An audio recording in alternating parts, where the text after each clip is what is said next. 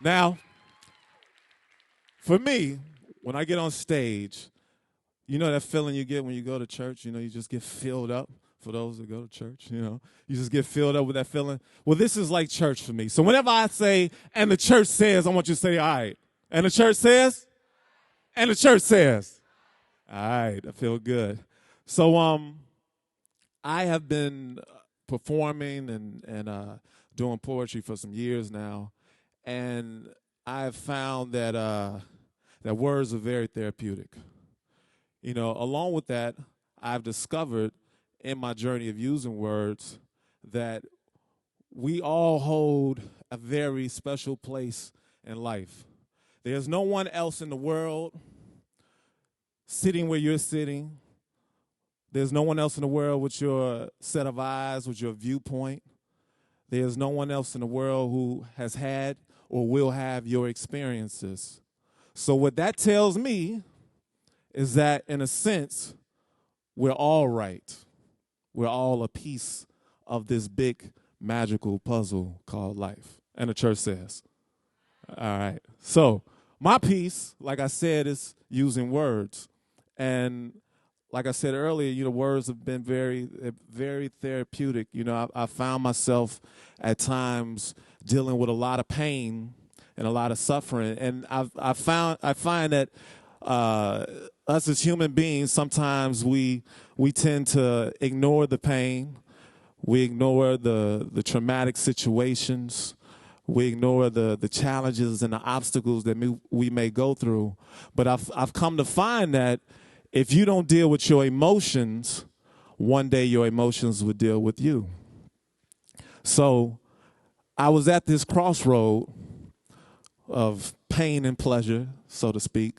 And I found that pain was holding me down. It wouldn't let me live. It wouldn't let me breathe. It was suffocating my existence. And I got to the point where I was fed up. I couldn't take it anymore. So naturally, I pulled out the pen and the pad, and I wrote a poem. And I've shared this poem with people, and I understand the seriousness of it because people have literally told me that this poem has saved their lives. When they were thinking about committing suicide, they heard this piece, and their pain had grown so much that this was one of the saving graces. So I want to share the poem with you, and it's called Dear Father.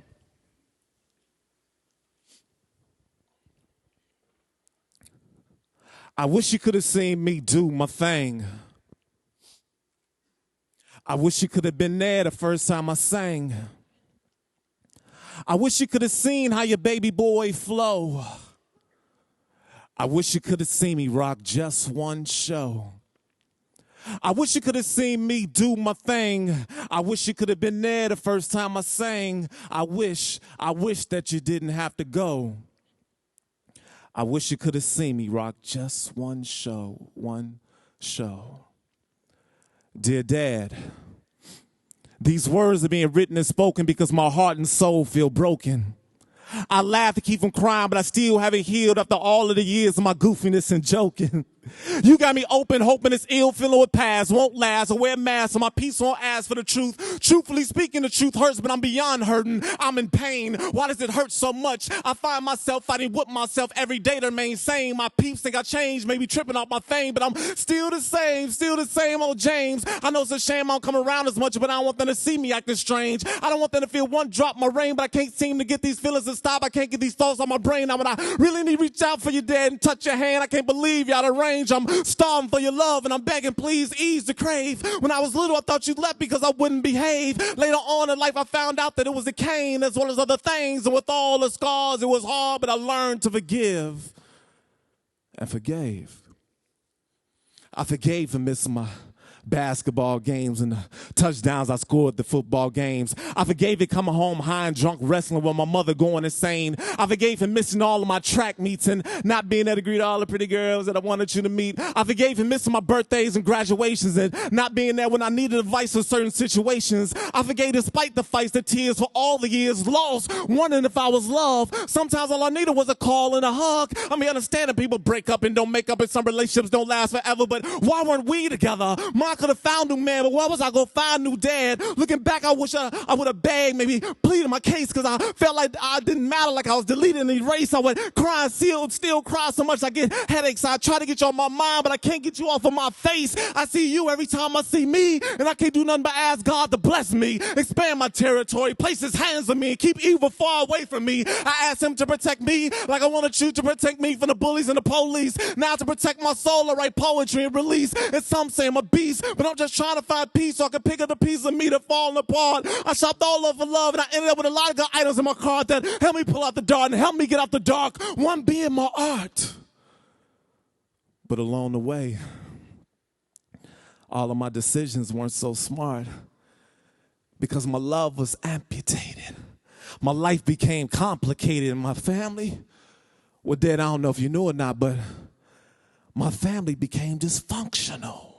I mean, I remember hiding under the dining room table when you and Ma would fight. I remember dishes, pots, and pans being put in flight. I remember the hole that you punched in the wall. I remember when Ma called some work and told us not to let you in, and you broke in and told Mama, get y'all. I remember the alcohol and smoke and going to the bathroom every 5 minutes so I wouldn't choke. I remember when you called me out the blue and told me I had a brother that died that I never knew. I remember you snatched my training was off my little orange bike and making me ride when I was only 2. I remember when you pushed Ma, she broke her ankle. I remember sitting there thinking, how could you do this to such a beautiful angel? I remember my mom waking us up in the middle of the night saying, shh, Jimmy, be quiet.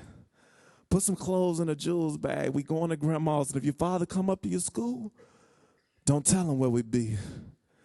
I remember spending Christmas at grandma's playing with my Stretch Armstrong thinking, man, this ain't my house. I wonder how Santa Claus found me.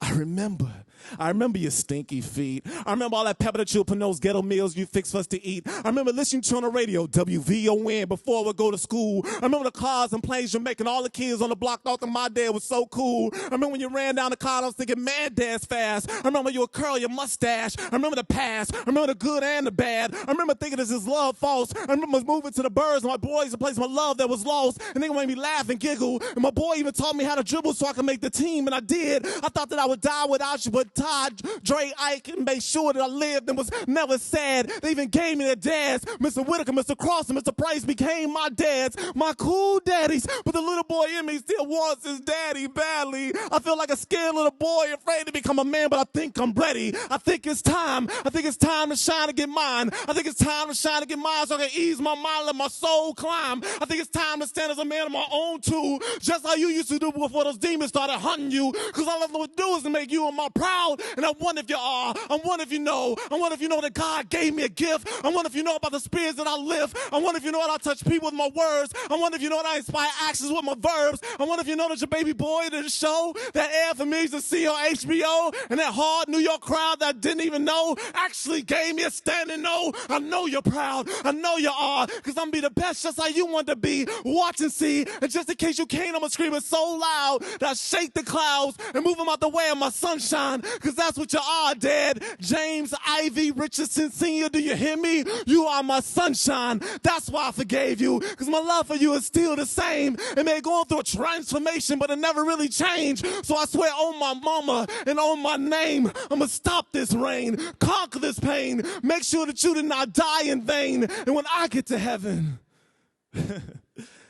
when I get to heaven, I'm going to jump in your arms. We go kick back like when I was little and watch the Bears game. I wish you could have seen me do my thing. I wish you could have been there the first time I sang. I wish you could have seen how your baby boy flow. I wish you could have seen me rock just one show. I wish you could have seen me do my thing. I wish you could have been there the first time I sang. I wish that you didn't have to go. I wish you could have seen me rock just one show. One show. Thank you. And the church says, now, oh, thank you.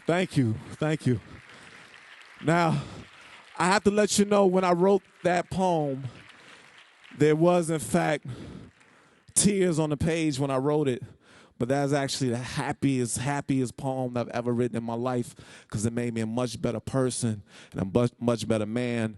And not only did it heal me, but I had the courage enough to share it with others, and it helped heal other people. And I think that is the importance of who we are, is being mindful and remembering that we are all connected.